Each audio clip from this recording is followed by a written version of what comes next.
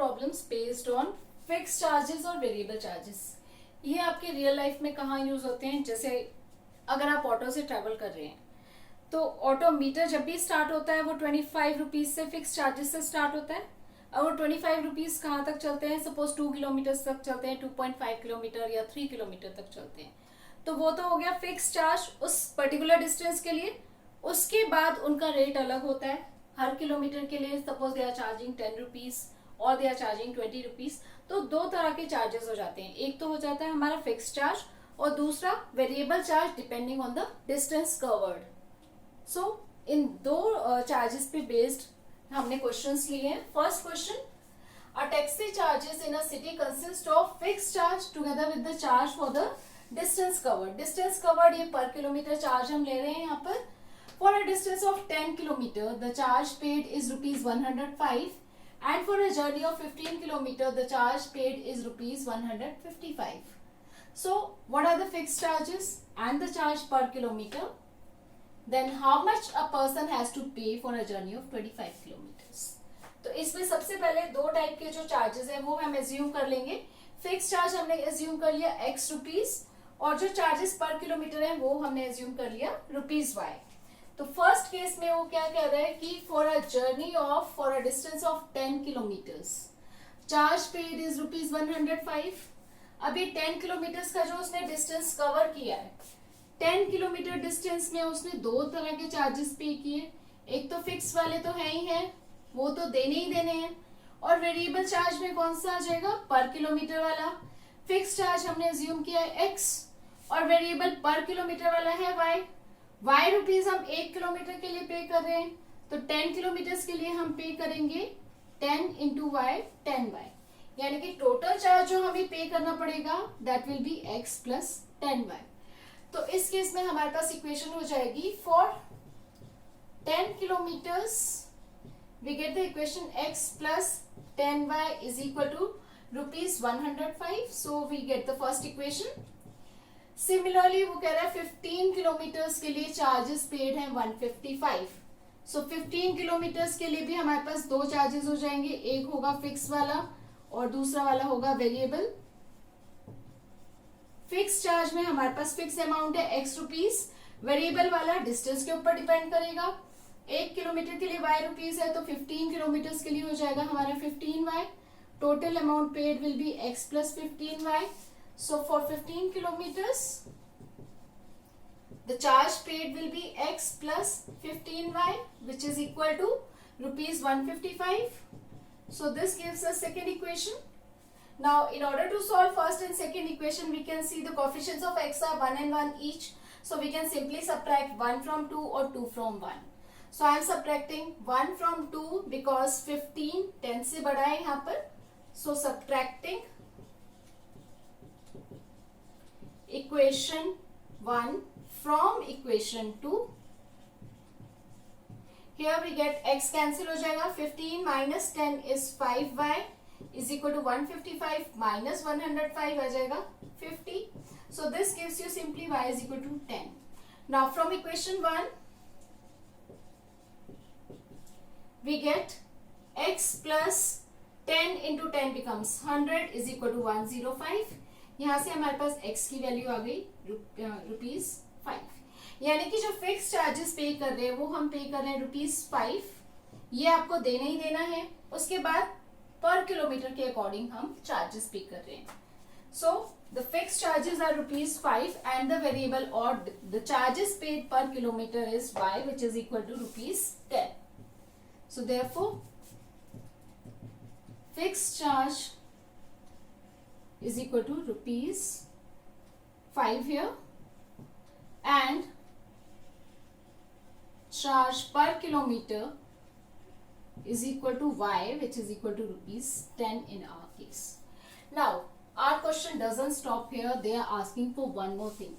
How much a person has to pay for a journey of 25 kilometers? Now for a journey of 25 kilometers again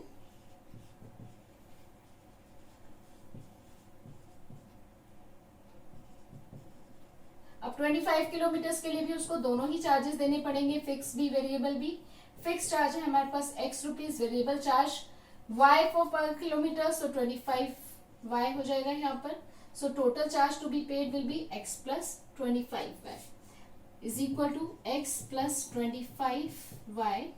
x है हमारा 5, y है हमारा 10, सो ये हो जाएगा हमारा 250 plus 5 that is 255. So this is equal to rupees 255 has to be paid for a distance of 25 kilometres. ये हमारा एक क्वेश्चन हो गया जिसमें हम फिक्स और वेरिएबल चार्जेस की बात कर रहे थे. नाउ इस केस में क्या था, हमारे पास फिक्स चार्जेस थे x. अब कुछ केसेस में क्या होता है कि फर्स्ट 2 किलोमीटर्स के लिए फिक्स कर दिया, उसके बाद वाले के लिए पर किलोमीटर है. तो उस केस में वेरिएशन क्या हो जाएगा हमारा यहाँ पर, अगर फर्स्ट 2 किलोमीटर्स के लिए हमारा x है, बाकी रिमेनिंग के लिए पर किलोमीटर हम पे कर रहे हैं, तो यानी कि 10 किलोमीटर्स में से 2 किलोमीटर के तो चार्जेस हमारे x हो जाएंगे, बाकी जो डिस्टेंस बचेगा उसके लिए हम y रुपीज पर किलोमीटर देंगे. यानी कि 10 किलोमीटर वाले के लिए चार्जेस क्या आ जाएंगे, x फॉर 2 किलोमीटर्स, बाकी बच गए हमारे 8 किलोमीटर्स, उसके लिए हम पे करेंगे y पर किलोमीटर. 8 के लिए हो जाएगा 8y, यानी कि total amount x plus 8y पे करेंगे अगर हमारे फिक्स चार्जेस फर्स्ट 2 किलोमीटर्स के हिसाब से फिक्स है. यहाँ पर कुछ मेंशन नहीं था तो वो फिक्स चार्जेस देने ही देने हैं irrespective of the distance covered in this case. Similar problem we are taking based on the library charges here.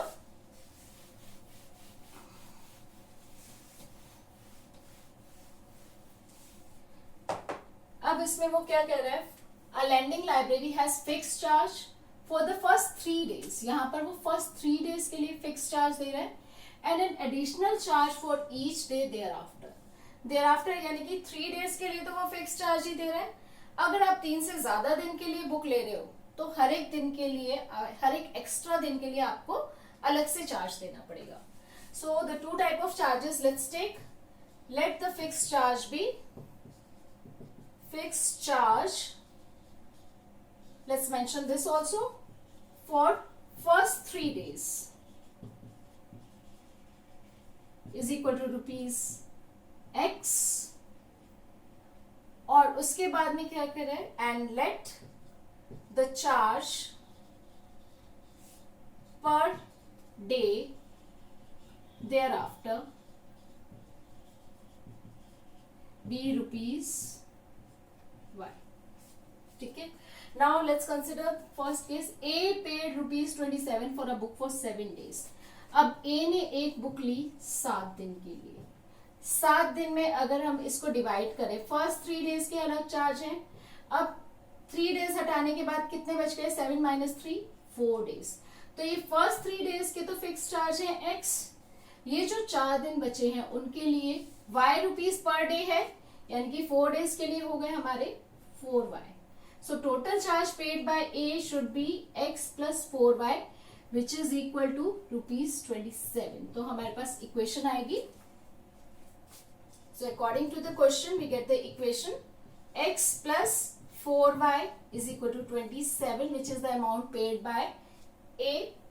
Then next it says while B paid rupees 21 for a book for 5 days. B ने पे किए, अब 5 days के लिए उसने book ली. अब 5 days के लिए बुक ली. Again this 5 days are divided in 2 parts. 3 days 5 minus 3 2 days. So first 3 days के लिए फिक्स चार्जेस पे किया x. अब ये जो 2 दिन बच गए उनके लिए ये वाले चार्जेस होंगे. 1 दिन का y है तो 2 दिन का हो जाएगा 2y.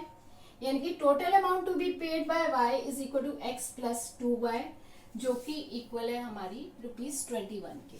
So this should be equal to 21. So here we get the second equation. x plus 2y is equal to 21. This is first equation. This is our second equation. As we can see, the coefficients of x are same, so we can directly subtract. So subtracting equation 2 from equation 1. Subtract करेंगे, x cancel हो जाएगा, 4y minus 2y becomes 2y is equal to 27 minus 21 is 6, जहां से आ गया y is equal to 3. Now from equation 2, x plus 2 into 3 is equal to 21. So x is equal to 21 minus 6, which is equal to 15. So therefore, fixed charge for first 3 days is equal to rupees x, जो कि हमारा आया 15, and charge per day thereafter